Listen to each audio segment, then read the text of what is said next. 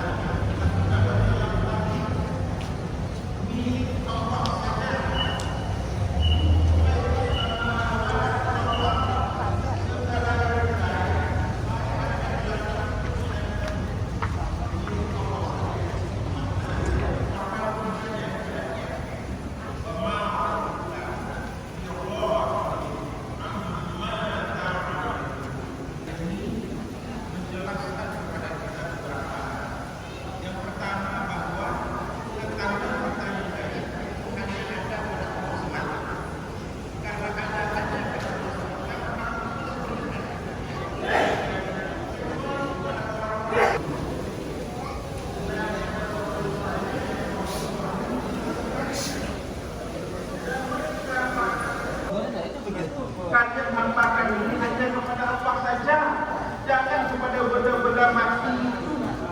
Tak pernah Allah beri kekuatan gaib kepada benda mati. Yang kekuatan gaib tak bisa membela dirinya dari dicuri.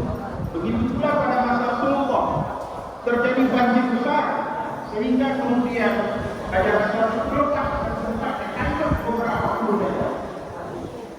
Tidak ada kekuatan gaib. Itu dari surga. Apalagi cuma benda-benda yang muka bumi. Jadi takhir. Ya ayyuhallazina amanu tubu ila Allah.